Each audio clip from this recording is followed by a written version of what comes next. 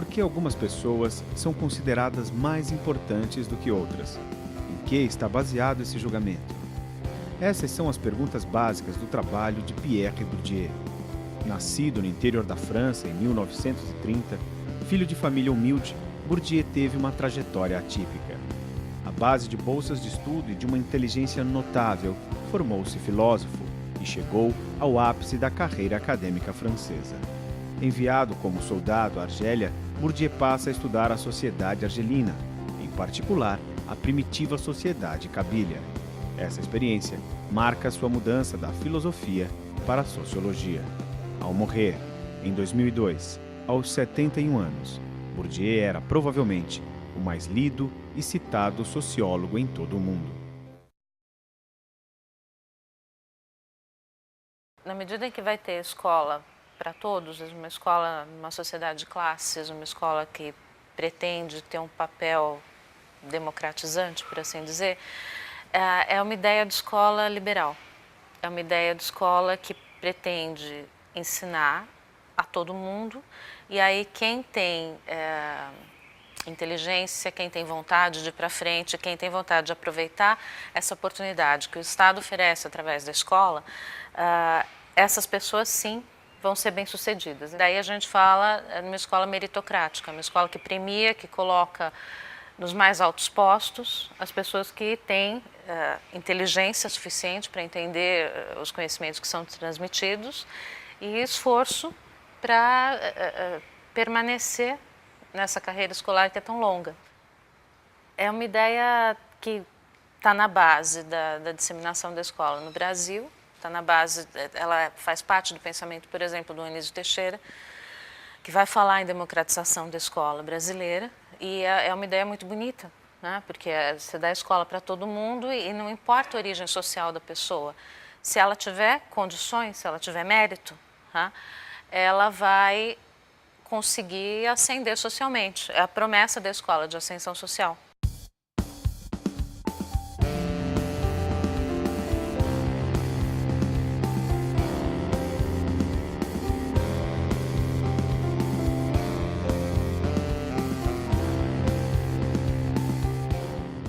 Essa promessa da escola, ela não é falsa, totalmente falsa, tá? Tem uma ou outra pessoa que consegue se realizar, a gente conhece. O problema é se você olhar o sistema de ensino como um todo. Você tem uma quantidade imensa de crianças que entra e uma quantidade, vamos falar em década de 60, 70, no Brasil particularmente, uma quantidade imensa de crianças que são excluídas da escola nos anos iniciais. E você tem uma quantidade ínfima de gente que consegue chegar ao ensino superior, por exemplo.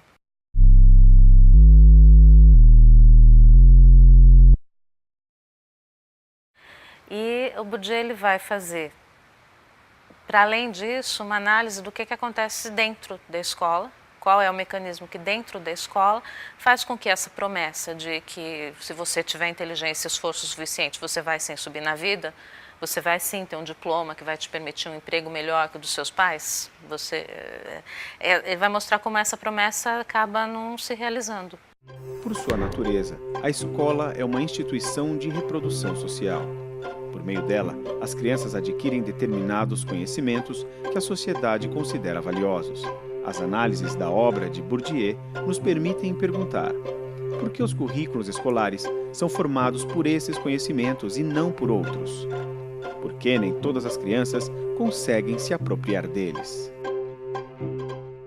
A chave aí para entender por que tantas crianças não avançam nessa carreira escolar é dada por ele pela ideia de capital cultural.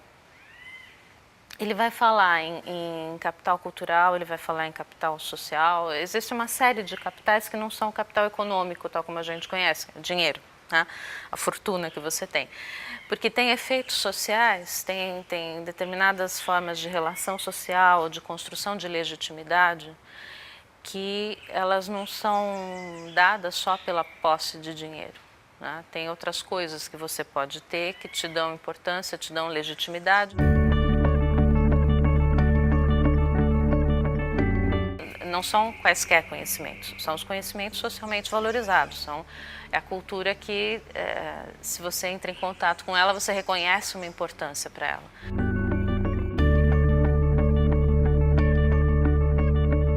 A escola vai transmitir o quê se ela pretende reproduzir a cultura da sociedade, se ela pretende transmitir uma herança cultural? Aquilo que é considerado mais legítimo.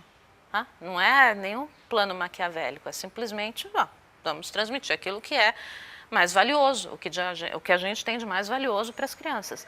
Ora, então a gente vai transmitir o que tem de mais valioso, então a gente vai transmitir aquilo que corresponde à cultura legítima, aquilo que corresponde ao capital cultural, que só determinadas pessoas na sociedade têm condições de adquirir e de conviver.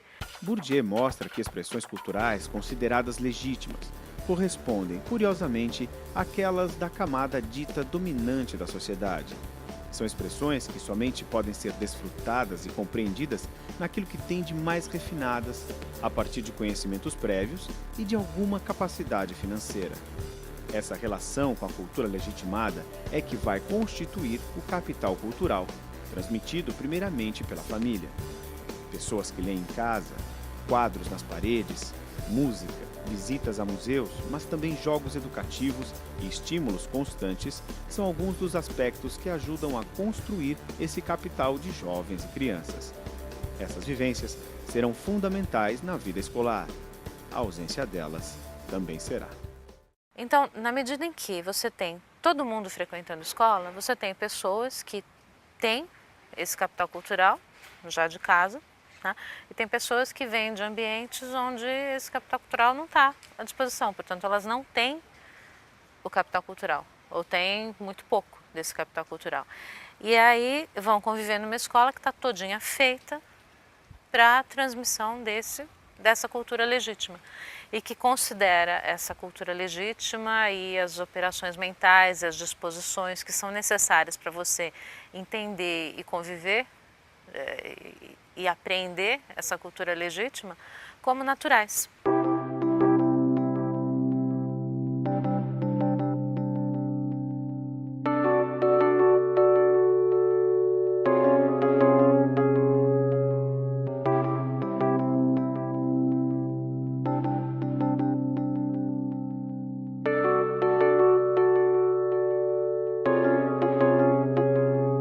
Eu tenho me surpreendido às vezes. Eu estou dando aula e de repente tem palavras que eu considero que são básicas e um aluno levanta a mão e pergunta: o que quer dizer isso? Pô, então uma palavra que é parte de um vocabulário comum, parte de um vocabulário básico para mim, essa pessoa não detém.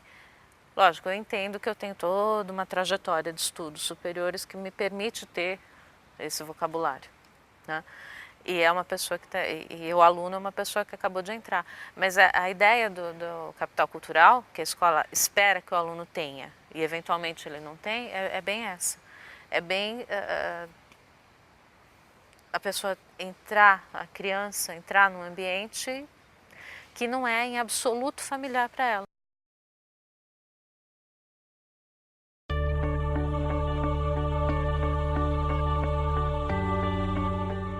Se a escola e aí os professores não estão cientes dessas diferenças, de que nem tudo se traz de casa, porque às vezes em casa não tem, o que acontece é que os professores não compreendem essa dificuldade, essa diferença dentro da escola. E agem como se ela não existisse, porque são incapazes inclusive de perceber. Porque a visão de mundo é tão natural você se organizar para fazer uma lição, é tão óbvio que você tem que controlar o tempo de estudo para dar tempo de estudar tudo, mas isso é tão elementar que ninguém se dá o trabalho de ensinar.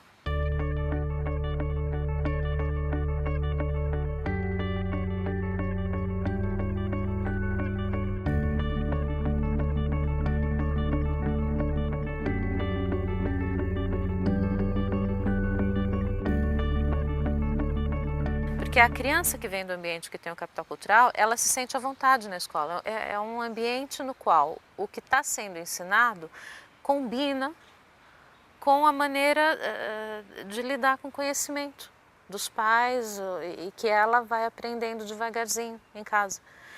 Para uma criança que vem desprovida de capital cultural na escola, não combina.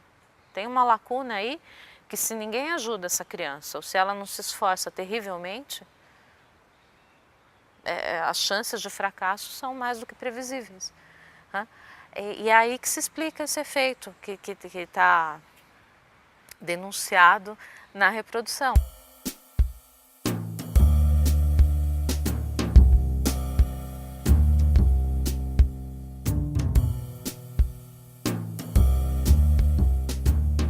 Você tem uma escola que promete identificar potenciais, no sentido de identificar quem é mais inteligente, quem é mais esforçado, quem tem mais motivação para seguir.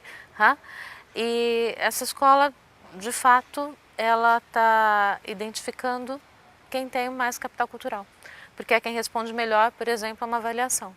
Você tem, quando a escola pede a resposta a uma avaliação, você tem aquele aluno que se dá super bem, então, em termos, você pede uma redação, você tem aquele aluno que escreve super bem. E isso você pode atribuir a um dom, né? O cara, ele tem o dom da escrita, né? Ele misteriosamente lida muito bem com a linguagem, ele consegue escrever uma redação mais elaborada, ele consegue apresentar uma ideia melhor. Ora, esse cara que consegue apresentar a ideia melhor, ele só consegue fazer isso porque ele vem de um ambiente que tem um capital cultural mais elaborado e, portanto, o que ele traz para responder a essa demanda da escola é alguma coisa que não está dada pela escola, que está dada por uma vivência fora dela. Aí você tem aquele aluno que consegue responder aquilo que a escola pede, aquilo que o professor pede, exatamente nos termos em que o professor pede. E esse é o aluno medíocre, esse é o aluno que não é brilhante, que não é extraordinário. É o cara que, bom, ele consegue dar conta daquilo que foi pedido. E isso também não costuma chamar demais atenção. É o aluno mediano, que não preocupa, de modo geral. E aí você tem o aluno que tem essa distância entre o que ele traz e o que a escola pede. E que, para conseguir chegar a essa resposta medíocre, é preciso um esforço enorme da parte dele. E aí entra o papel das disposições, se você quiser, porque você tem pessoas que não dispõem do capital cultural de origem, mas tem um investimento familiar na escolarização, um investimento familiar nessa aquisição desse conhecimento legítimo que a escola vai proporcionar e que, portanto, eles conseguem, à base de um esforço enorme, chegar naquela resposta mínima, aquele aluno que não se destaca, mas que precisa trabalhar muito para chegar àquilo. E aí, nesse sentido, você tem a disparidade entre a ideia da escola, o que ela está prometendo, e o que de fato ela está fazendo.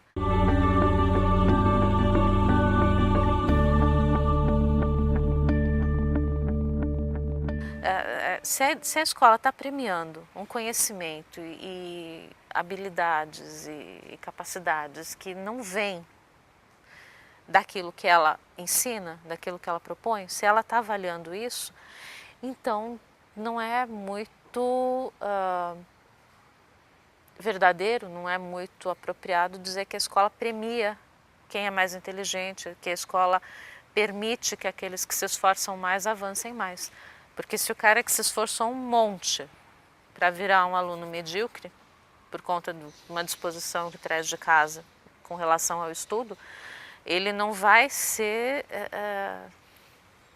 premiado, da mesma forma que aquele que se dá muito bem, porque tem essa relação natural com a linguagem mais sofisticada, por exemplo.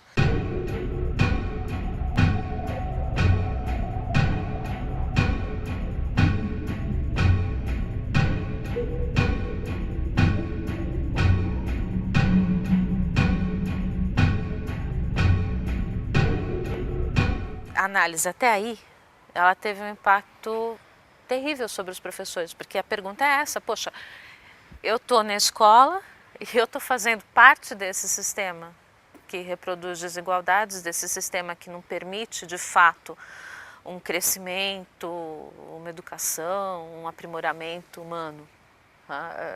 E sim, eu estou simplesmente ratificando, via escola, uma origem social. Então, aquele que tem origem social melhor, que ele consegue os melhores resultados na escola. Então, passa pela escola para ter aquilo que já tinha antes.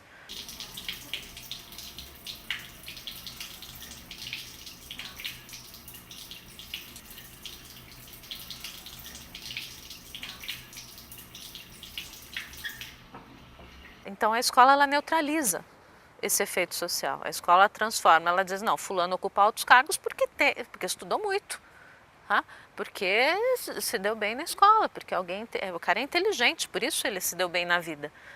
A escola faz essa identificação das pessoas e, nesse sentido, ela vai fazer a tal da reprodução das desigualdades sociais, porque ela transforma classificações sociais, ela permite que essas classificações sociais se transformem em classificações justas, aceitáveis, que vêm dos méritos individuais das pessoas.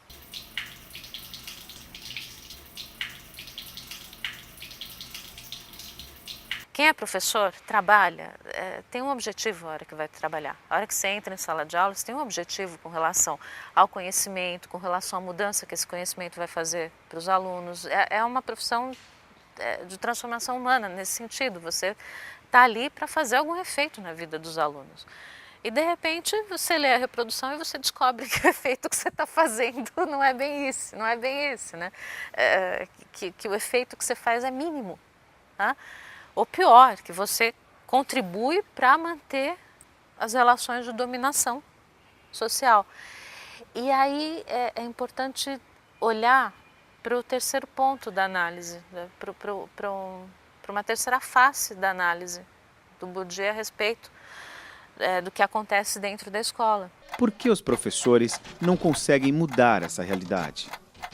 Segundo Bourdieu, o professor é alguém que passou com sucesso pelo sistema escolar. Por mais acidentada que possa ter sido sua trajetória como aluno, é alguém que conseguiu se adequar à lógica do ambiente escolar, que considera natural o modo como a escola funciona. Não é que os professores colaboram com a reprodução. Os professores, eles estão ali fazendo aquilo que eles consideram que é o adequado. Frequentemente não conseguem enxergar uma outra possibilidade. Por quê? Volto a dizer, uma trajetória escolar longa. A escola e os valores da escola, o modo de funcionamento da escola e esse tipo de relação com o capital cultural está internalizado, faz parte da maneira como eles enxergam a aprendizagem e a escola. É por isso que esse efeito social da reprodução é possível, porque os professores não percebem, os pais também não percebem. Para os pais, o veredito que o professor dá vem de uma escola justa, que vai identificar o mérito do aluno. E na medida em que essa avaliação da escola, ela pretende ser neutra,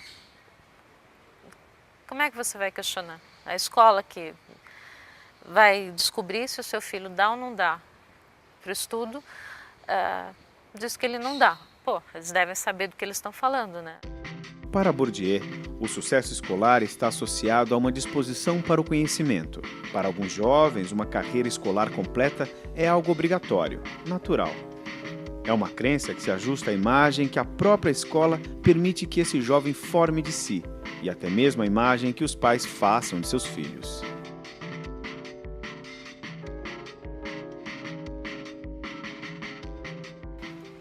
Você tem essa denúncia com relação ao que a escola faz e a compreensão na obra dele, a compreensão de que os mecanismos sociais eles têm um funcionamento muito mais sutil, muito mais difícil de perceber porque essa forma de funcionamento social, ela constrói a nossa forma de perceber o mundo. O tipo de trajetória dos professores constrói a forma como eles percebem a escola. E nesse sentido é que esses mecanismos perversos, eles ficam invisíveis, porque é natural que funcione assim, você não consegue pensar em outra forma de funcionamento, porque é a única que te foi apresentada sempre.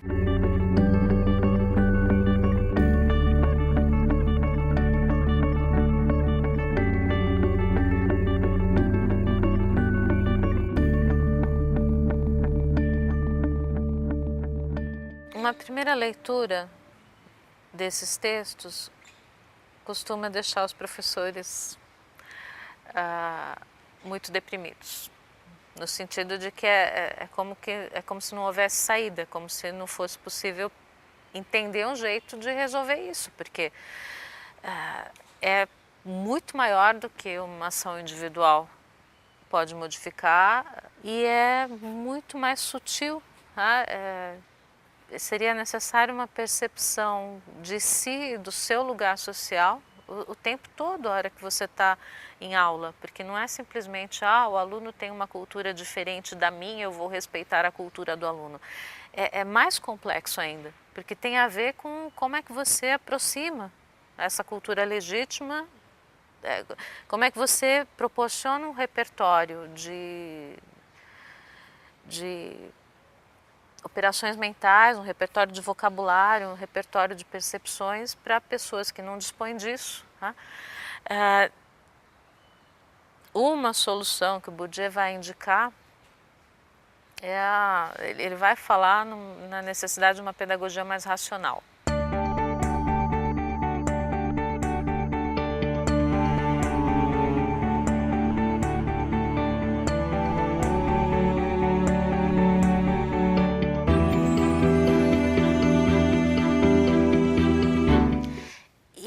Nesse nível, dá para perceber muito claramente o que é esse fenômeno dos excluídos do interior, ao qual o Bourdieu vai se referir. Ele vai dizer, bom, você abre o sistema para todo mundo, mas de fato você mantém dentro do sistema diferenças entre as pessoas que sim são detentores de privilégio e as pessoas que estão fora disso e vão permanecer fora disso, apesar do fato de terem o diploma. Para se entender o conceito de excluídos do interior elaborado por Bourdieu, podemos pensar nos cursos do ensino superior. Há faculdades de maior prestígio que exigem dedicação cultural e sucesso em processos de seleção. Nelas, é maciça a presença de alunos com maior capital cultural. Diferentemente do que acontece em cursos de universidades menos reconhecidas, com mais vagas do que candidatos, que pouco acrescentarão ao capital cultural de seus alunos. Você chega a situações que eu escuto alguns professores com os quais eu trabalho dizerem, eu tenho um aluno na 8ª série que não sabe ler e escrever.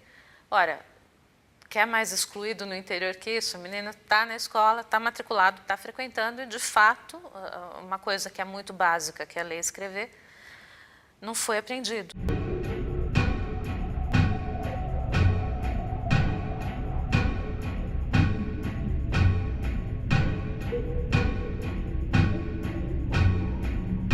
O que é a tal violência simbólica? É a ideia de que é arbitrário.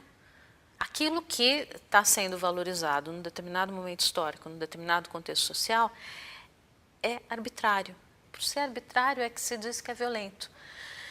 Não é só esse efeito. Aqueles que são portadores dos outros conhecimentos, dos outros conteúdos, eles também se veem diminuídos.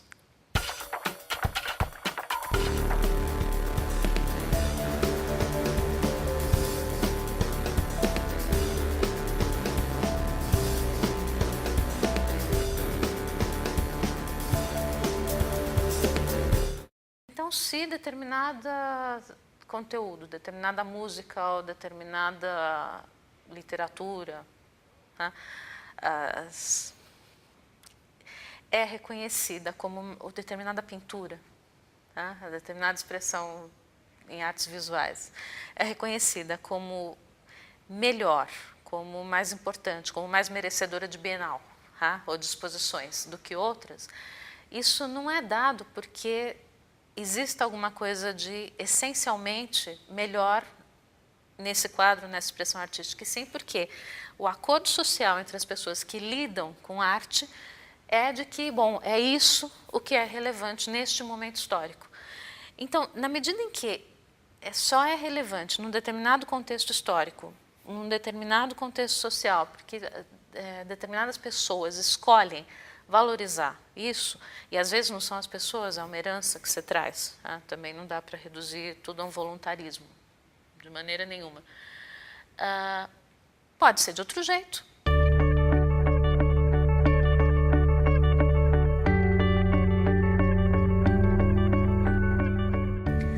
Na escola a gente pode falar isso com relação à linguagem. Tem uma linguagem que é a adequada, que é a que se ensina na escola, o português padrão, tá? E tem as formas do português que se fala nas diferentes regiões do país e nas diferentes meios sociais.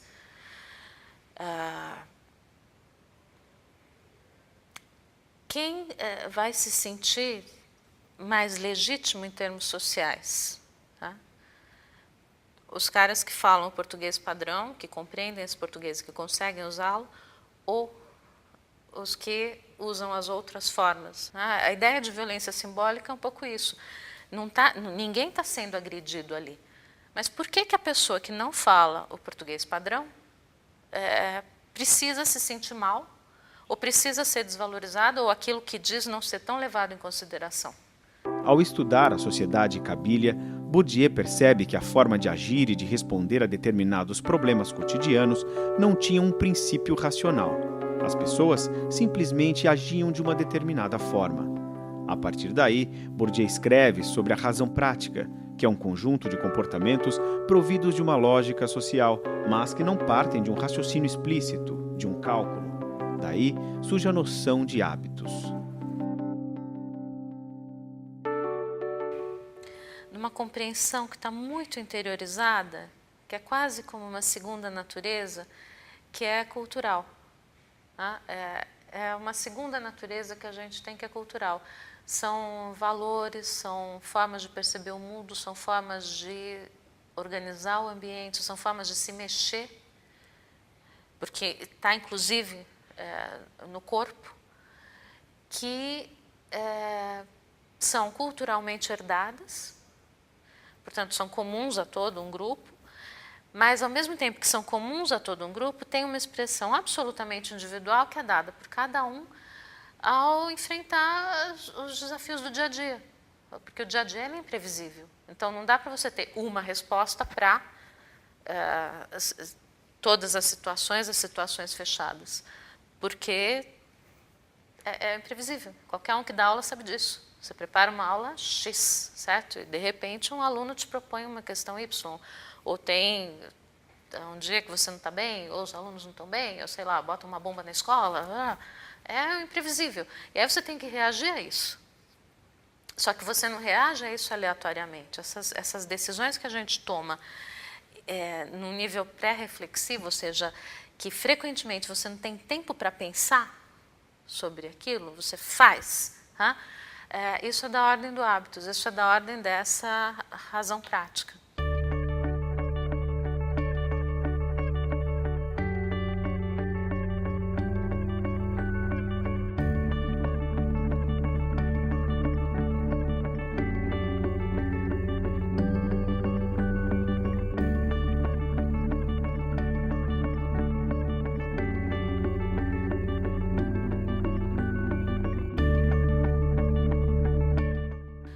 Dar aula é muito uma coisa assim. Você não tem tempo de parar, não. A hora que você está dando aula, você tem que dar conta de explicar determinadas coisas, você tem que dar conta de que os alunos tenham um mínimo de disciplina, você tem que dar conta de uma série de coisas. Né? E os alunos, às vezes, irrompem de jeitos que você nunca quer imaginar. Mas você tem que dar alguma resposta para aquilo. Não dá tempo para sair, refletir, estudar um método. Não, você tem que ir lá e resolver. Em As Categorias do Juízo Professoral, Bourdieu fala do hábitos na escola. No texto, são analisadas avaliações de professores sobre alunos do ensino médio. Ele percebe que as notas atribuídas e os adjetivos usados têm estreita relação com a origem social e com o capital cultural dos estudantes. O interessante aí é que os adjetivos que são usados para classificar os trabalhos, eles remetem, em alguma medida, à figura dos alunos. Porque não são adjetivos que possam ser usados tranquilamente para um trabalho escrito, são adjetivos que falam de características pessoais. E aí, na verdade, os professores estão... A avaliação dos trabalhos pelos professores está profundamente contaminada por aquilo que eles percebem da origem social dos alunos. Não que eles tenham uma ficha, tal, fulano aqui tem capital cultural, vou dar uma nota boa, ele é maravilhoso. Não, é uma percepção intuitiva daquilo que os alunos transmitem na presença deles e que remete ao capital cultural que eles têm, ao capital social de que eles são portadores. Quando Bourdieu vai dizer dos efeitos possíveis da obra dele, dos efeitos possíveis das denúncias que ele faz, ele enfatiza o fato de que, na medida em que você entende como funciona o mecanismo, na medida em que você percebe